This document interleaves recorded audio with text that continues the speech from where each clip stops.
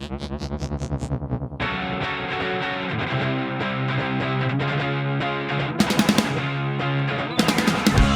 Bigfoot Collectors Club with Bryce, Michael, and Ivan. I know a story of high strangeness or two. Let's do this. All right, everybody, it's time to talk about the most important news story to happen this weekend. That's right, the Kansas City Chiefs, led by Patrick Mahomes, win the Super Bowl against the Eagles, the Philadelphia Eagles. What a game. Boy, oh boy. You know, a lot of people said it was a controversial ending, an exciting game, and then it ended with a whimper. But I'd like to say that just like the king who knelt, Terran Stark, that's right, Patrick Mahomes took a knee and united a kingdom and led to glory for generations to come. Okay, everybody? I kept thinking about like how that ended, and like it just stayed with me. How like they chose not to like go into the end zone for the touchdown. How the Eagles chose to like let them go in. It was like fucking chess at the end. And then I just loved it. And man, it was such a fucking great Super Bowl. I loved how the Eagles just went for it on every fourth down. I remember as a kid saying, "You only have a yard. Fucking go for it. What are you doing?" And they never did. They never did. But yesterday they did. Oh, great game. Great. It was game. He chose the Jedi path. He chose not to fight at the end. You know what I mean? Yes. And he defeated an evil empire. Oh, gosh. Great. Wow. Great. I don't know a whole lot about football, but I got to say that Rihanna halftime show was pretty awesome. Wasn't that fantastic? What were they doing? God. Serving up our queen on a silver platter halfway to the sky for these UAPs to just swoop down and take her from us. There's the I segue. was so impressed. Yeah, right. Exactly. Yeah. Speaking of UAPs, how about that? Speaking Rihanna? of, what the fuck are we doing on this special assignment episode here, boys? Yeah, why Guys, are we here? Welcome to a BCC-mergency news report. That's right. We have an emergency episode here. It's your welcome back to Bigfoot Collectors Club. It's your host, Michael McMillan. With me in this emergency situation room is your other Bryce host, Johnson, and our super producer, Riley Bray. Listen, I have never been inundated with more DMs from our listeners and or texts from, I'm going to say it, Hollywood celebrities I know asking me what the fuck is going on. That's good. You finally have something to offer. Yes, I am now officially ufologist to the stars. Rachel Bloom, Maria Thayer, they're texting me going, is it Jen Kirkman? Are these aliens? What's going on? I love that. Of course, Jen, godmother of the podcast, was like, she texted me, the sad thing about all this stuff is, it's not aliens. It's just some government BS, and it's just a big bummer. But we thought, because we needed to hop out of the time stream and talk about these UFOs that were shot down over the weekend, because we've already got the next couple of weeks lined up for you guys. So if we were to wait a while, it would be a minute before you guys heard us. There'd be 3 or 4 more balloons come down. So we want to get in while we can. So a lot of people have been asking what the fuck's going on. We've been looking into it, and I think what we should do, unless you boys want to have a better idea, I think we should just recap, kind of walk through the timeline of what's been going on this weekend. Then let's talk about what the official government word was coming out today. And there's some conflicting reports. And then let's maybe discuss some of the conspiracy theories around it, and then what we think this might all be in its current state. That sounds perfect. All right, and we're going to try to do this fairly quickly. We're shooting a lot from the hip here. This is we're in the situation room. That's how we do here at the BCC. We're still lounging. The situation room is just 3 armchairs. You know what I mean? But basically, so we have now, the U.S. has shot 4 objects out of the sky in the past, now as you're hearing this, 11 days. This, of mhm. course, all started on February 2nd when that quote-unquote Chinese spy balloon was shot down. And then outside North Carolina, South Carolina coast. And then on February 10th, there was an object that was down off the northern coast of Alaska. Yeah. And then an object was shot down the next day over Canada's Yukon territory. And then finally on February 12th, an object was shot down over Lake Huron that was originally spotted, I believe, flying over Montana. Yep. So a lot of people, of course, are like, in the news, it's coming out as UFOs or UAPs because the first balloon, the first object was said to be a Chinese balloon. The Chinese government has said, yes, it was a balloon and it was from us. There's pretty clear photo to show that it's a man-made balloon. The discussion and debate around that, of course, is, was it spying on us or was it a weather balloon, as the Chinese government said, got, blown off course? But they basically, the government is saying, no, they got that debris has been recovered and they're looking at it and they're like, it looks like they're like spying on us with this stuff. Yeah. I mean, yeah. And, they're saying that, it's not a spy balloon, but what would you say if you had a spy balloon? I mean, you would say it's not a spy balloon. It's not sort of the point of a spy balloon. Yeah. Right. So, there's that. Yeah. And also that's not new. Like now it's coming out that there were like 4 balloons that happened during like the Trump administration time. Yes. And so it's like, this is not a new phenomenon. This is a thing that's been happening. And here's a really interesting thing that I found out looking into these stories. So that balloon was at like 60,000 to 65,000 feet. These other objects that they shot down over the weekend were much lower. They were in between 30,000 and 20,000, like more in commercial much smaller airline. too. Well, some of them they said was like this were the sizes of small cars. Right, but So the balloon was like a bus. They're definitely smaller. Yeah. Okay, got it. So let's address the first question. Why are suddenly these things appearing over the course of one weekend? One of the answers to this is that after that balloon was shot down on February 2nd, NORAD was like, let's adjust our sensors and radars and just to see what else is floating out there that usually we write off. And then what would you know? They start seeing all sorts of other objects that they're not normally paying attention to. And that's what alerted the people in charge to start flying out and investigating these things and shooting them down. And I think that there was also another Chinese balloon that I think was confirmed by the Chinese government over Costa Rica over the weekend. That they were like, whoops, sorry about that. And allegedly there's another one, I think, over the Middle East. Like they're starting to spot these. And then they went back. Chinese headline reads, oopsies are bad. Then they went back. They went back and looked at all the data that they were like, oh, we actually did record all the data of all this other stuff. We just haven't really looked at it because we're usually looking for larger threats.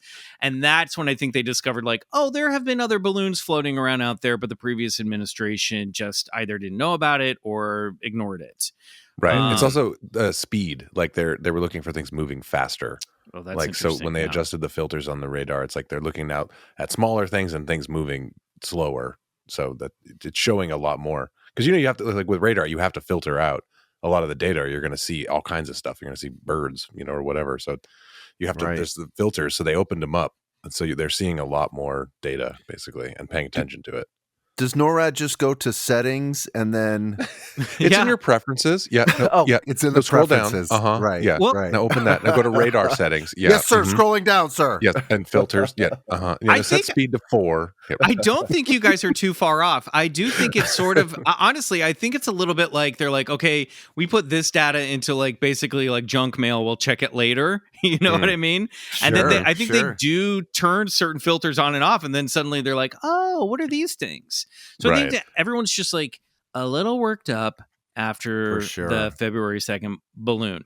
One other thing to your timeline, Michael, though, that we skipped is that China has also said that they've identified an object. Yes. So do you know much about that? I don't really know a whole lot about that. That's news to me. Yeah, China has said that they saw they shot down an object on Sunday as well. They did. They shot it down. I didn't hear that. I believe this was one I was going to get to, but they said Chinese officials. Okay, this is about the first weather balloon. Yes, there's another one that came out on Sunday. The Chinese government said that they shot something down as well. Now, let's not forget that we recently reported on a BCC news segment that the Russian government also said they shot something down on January 3rd of this year. Okay. Well, we can't all be shooting stuff down. We're just shooting shooting stuff down. So the February 10th was I'm reading this from the Washington Post, was a quote unquote high altitude object that was downed over Alaska. 2 F-22 Raptors took it down. Biden was notified about that object. It was the first one since the original balloon. The day before, he ordered the hit. And this is all coming from National Security Council spokesman John Kirby. Now, look, some of our listeners don't like it when we bring up politicians' names on this podcast, but unfortunately, when we are covering UFOs and the government, there is some crossover here. So I just want to say we're not trying to get political, but politicians are going to come up. The Pentagon said that the object posed a threat to civilian air traffic because it operated at an altitude of 40,000 feet, unlike the balloon, which flew at 60,000 to 65,000. So that one was shot down and it landed in freezing territorial waters. Kirby said that the military action was taken out of an abundance of caution and that the officials do not know where the object came from or why it was floating in U.S. airspace. So that's the first one. We still don't know what it is. It's down in cold waters. They're going to take some time to get it out, take a look at it. But that's right. It's submerged. So that one's submerged. Gotcha. And I think is over. I think that one also, and the one on February 11th, part of the recovery problem is that there's been like cold winter weather way up north. And so those seals don't care. They'll get to it. Oh, they'll get it. They're going after it. So the next day, this is when I was like, a cylindrical object was shot down over Canada. And this is the one that like the Canadian and U.S. government teamed up to take down, and like the FBI and the mounted police are going to be investigating. Yeah, that's America's hat. Yeah, we don't mess around. That's right. You can't have any UFOs falling down into the brim of America's hat. That's right. An AIM-9X Sidewinder missile was used to shoot down this cylindrical object following a discussion between Defense Secretary Lloyd Austin and Defense Minister Anita Anand from Canada. Canadian Prime Minister Justin Trudeau said on Saturday that he had spoken to Biden, ordered the takedown of the object, which violated Canadian airspace. This is one that they're going to collect. Don't know what it is. And I believe this is the one that was the size of a car, small car, and they observed it and they were like, it's not manned. There's no communications transmission coming out of this thing. So no obvious payload. So they took it down. And I also think this is the one where the pilot was like, there was no obvious sign of propulsion, which makes it sound very spaceshipy. You know what I mean? Right. The verbiage is crisscrossing all over this thing. Yeah. Yes. Yeah. And so it's very confusing and very, if you've been listening to the show for 5 years, you're like, wait a minute, maybe this is a spaceship. I'm going to just interject and say here, I feel like a lot of the stuff that we've talked about as being like your alien UFOs on this podcast could probably outmaneuver a Sidewinder missile, but I don't know.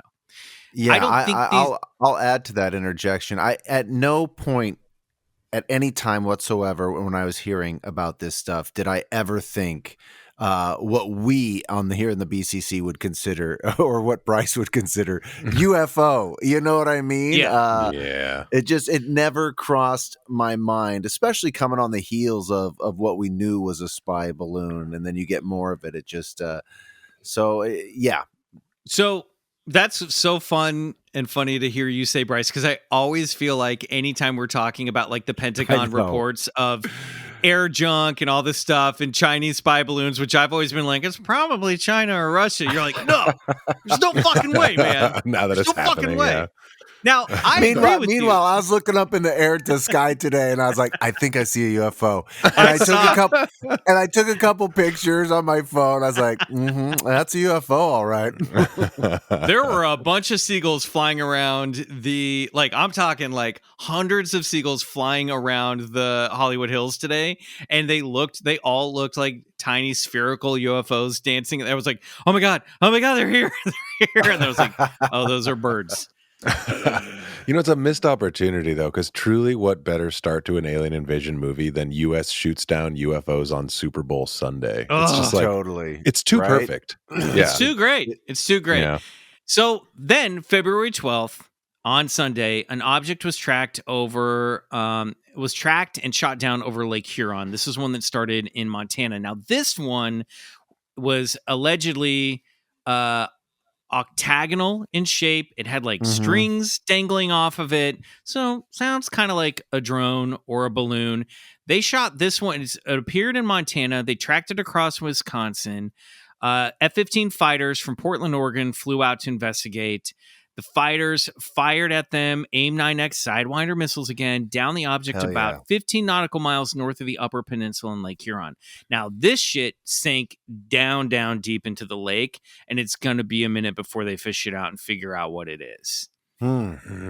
So this is why, and also part of it is on over the Canadian border, and part of it is in the U.S. So we're also working with Canada in that one as well. So, well, and they do have to be careful of where they down these objects too, if they're over populous areas and stuff. So that is taken into consideration. That's why Biden waited on shooting down the first one, because people are like, why don't they take it down? And it was like, well, we can't shoot it down and have a fucking like spy craft fall into somebody's house. So they waited until it drifted over all the way over and shot it down over North Carolina.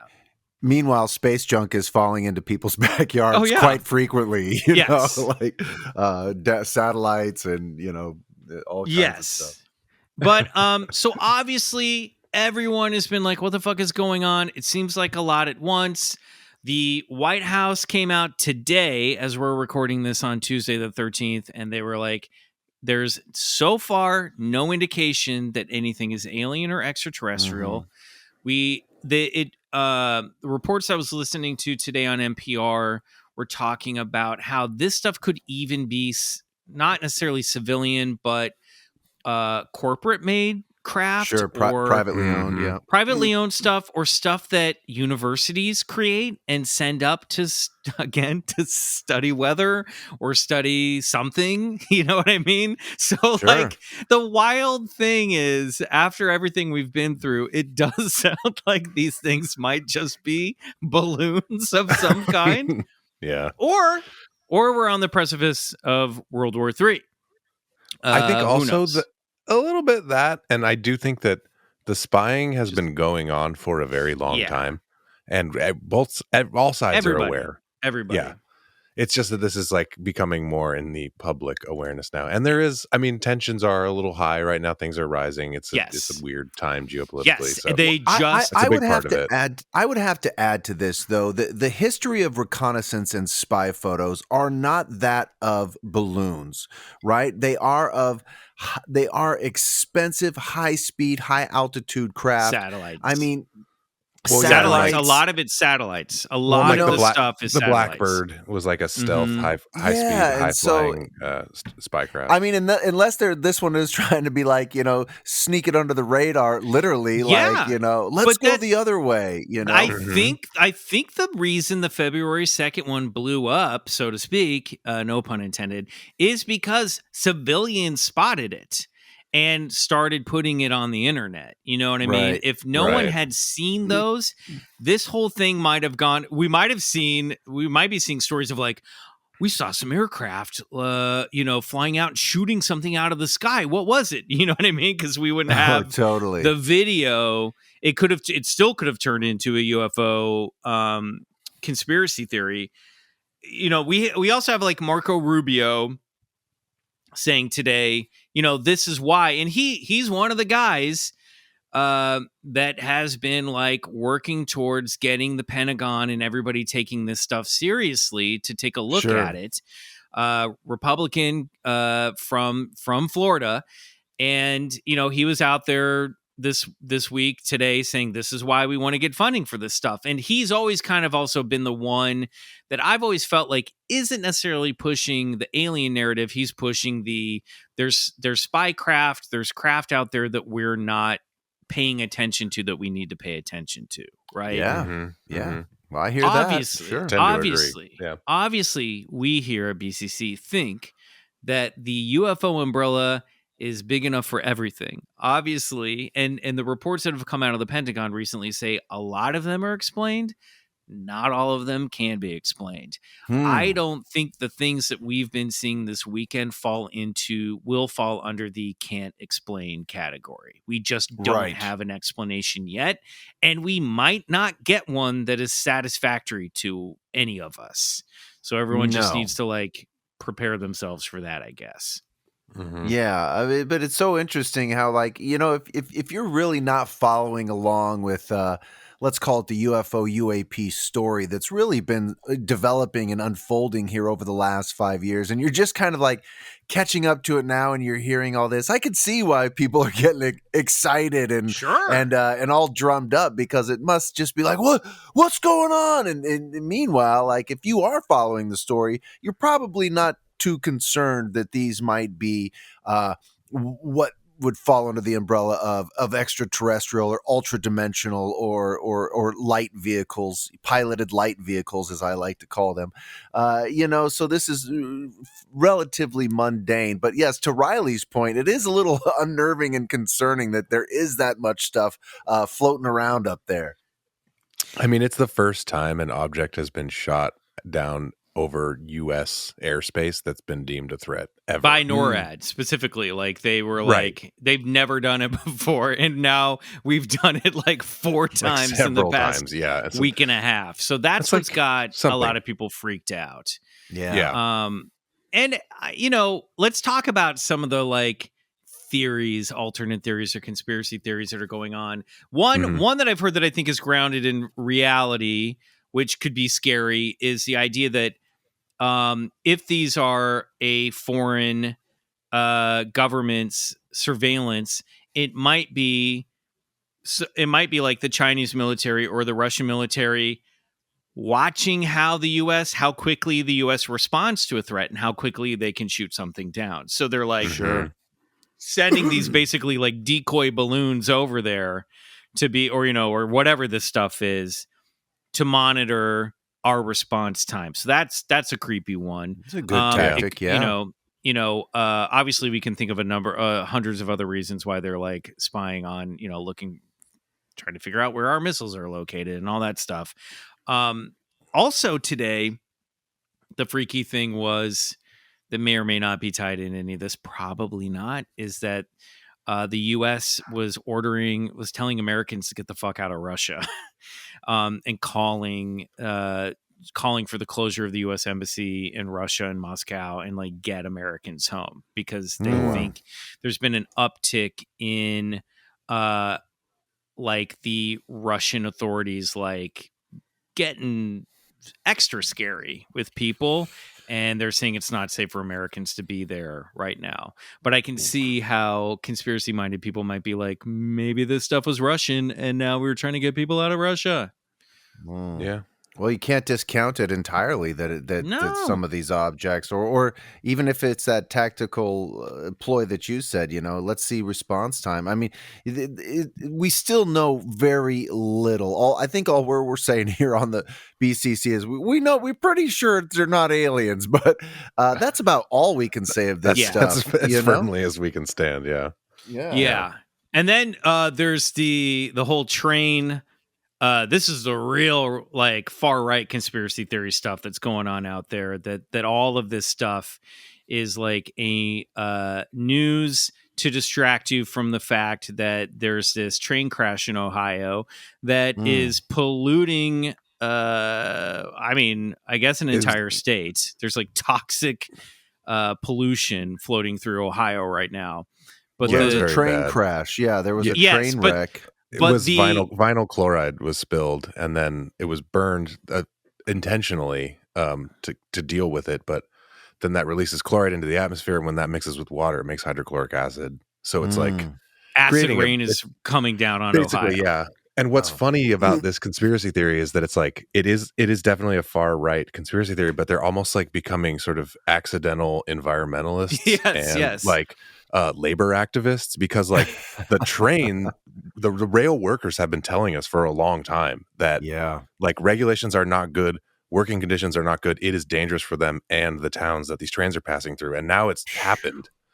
So it's like, and it also like it is definitely like an ecological disaster. And part of the conspiracy theory is that the deep state blew up the train. Let's just put that out there. That it wasn't an accident, that it was the quote unquote authorities shot the train and blew and caused all this on purpose. And they're arresting journalists for trying to figure out the truth. And we're getting fed this UFO stuff, so we won't pay attention to it. As if people want to pay attention to a train crash anyway. You know what I mean? The whole thing about a train crash is you can't look away, right? I guess, but it's also like, ooh, it's Super Bowl Sunday. People don't want to look at depressing shit. I mean, it's just like I'm being cynical about the way that we soak in this shit, But you're like, saying we didn't need to add UFOs to that? Yes, yes. We're already trying to distract ourselves from the horrible things that are going on. We don't need UFOs to do it. Exactly. Thank you for helping me save that statement.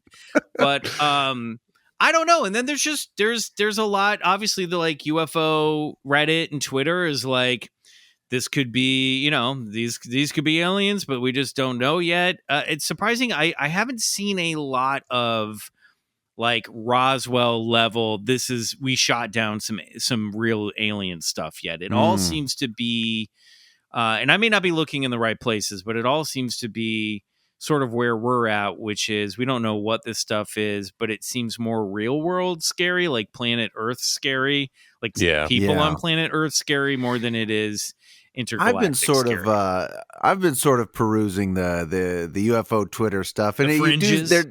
The fringes of it, and there are those who are sort of in that the nuts and bolts camp that are kind of like rallying their flags a little bit, and it's like so you do see a little division. Whereas I think the cooler heads and the more thoughtful personalities on the UAP phenomenon are not all too concerned that this is another Roswell. You know what I mean? Yeah, but it is funny to watch the little watch this little people get into a fray, over it.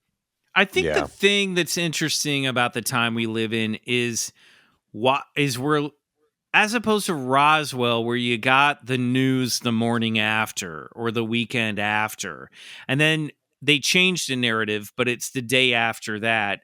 We're sort of in real time with all this stuff now. And like, I think, we're kind of finding out as our government is finding out. And obviously they're going to find shit out first. And they're absolutely going to keep shit from us, whether it's alien or man-made. Right. But I think we're all in this, like, what the fuck moment at the same time. And it is confusing and it is weird, but I think part of the reason it happened in this flap, if you want to call it a flap, is because we just turned on the radar to start looking for this stuff I think on that's Friday. a big part of it. Now, don't you start calling it a flap. Yeah. Well, is it a flap? That's what I want to know. Do you guys think we're in the middle of a flap? No. Okay. But that's a good word. That's a good word for it. I kind of love how the lingo of UFO, how it has been turned into UAP, and now the government has to kind of come back, and media as well, and be like, well, these are UFOs because they are literally unidentified flying objects which are flying and not so identified. I'm kind of like, and although I love this term that UFOs are back, because I've always been a UFO guy, now I'm starting to see why the term UAP is a little bit more accurate in describing what we're talking about. Unidentified aerial phenomena. You know what I mean? Because the word phenomena is sort of houses what I believe is taking place, the stuff that we like to talk about, the more supernatural, mystical, paranormal type of stuff that we cover a lot here on the show. And so, but it is funny watching this word soup get digested by the American public, and the flaps and the the UFOs and the UAPs and the downed craft and the no propulsions and the who's and the what's and the where's. It's great. Yeah. So the Chinese UFO from the 12th of February, I got a little more information about that. Do you want to hear about it? All right, sure, yeah. This comes from Newsweek. Chinese authorities are reportedly preparing to shoot down an unidentified flying object spotted. There you go, Bryce. Spotted in the skies near the eastern Shandong province. Maritime authorities announced on Sunday that the object was spotted near the city in Rizhao, according to the state-run Global Times newspaper. The newspaper said authorities were preparing to shoot the object down and were urging fishermen in the vicinity to be safe. And I've also seen that a lot of people are like, this is bullshit. This is them saying, "Oh, it's not us. We've got a UFO now too." But again, it's also speculation. what you would say. Yeah. Either way, it's like, of course. But so they have not actually shot it down. That was on Sunday. I do think that they did end up shooting it down. Let me see. Yeah. All this stuff is like, again, happening kind of in real time, and we're not going to get all the news out of China that we want to get. You know what I mean? No, definitely not. Yeah, it's still developing, so we'll find out what happened. But I think we've landed on the same page after this news briefing that we've just worked ourselves through here. Yeah, I think so. Yeah. A lot of confluence of events. Yeah, Mm-hmm. I say, most likely not alien. Have fun speculating. Don't believe in any of the hype from any direction of the spectrum. Stay cool. Take in the information as it comes, and we'll try to stay on top of this story as it develops. And if we get any more exciting stuff, we'll chime in again like we just did and weigh in with our 2 cents. At the end of the day, it's just like everything else on the show. We don't know what the fuck is going on. You said it best. Yeah. Yeah.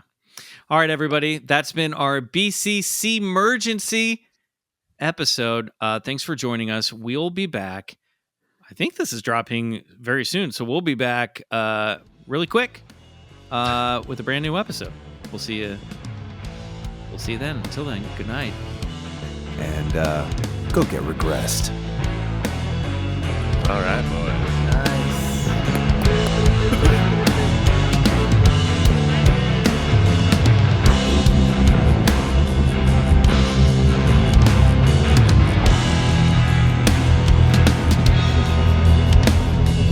Bigfoot Collectors Club is produced by Riley Bray and Michael McMillan and scored and engineered by Riley Bray. Our theme song, Come Alone, is by Sun Eaters, courtesy of Lotus Pool Records. Do us a favor and support the show and unlock 3 bonus episodes every month by becoming a member of our Patreon, BCC The Other Side, which can be found at patreon.com/Bigfoot Collectors Club.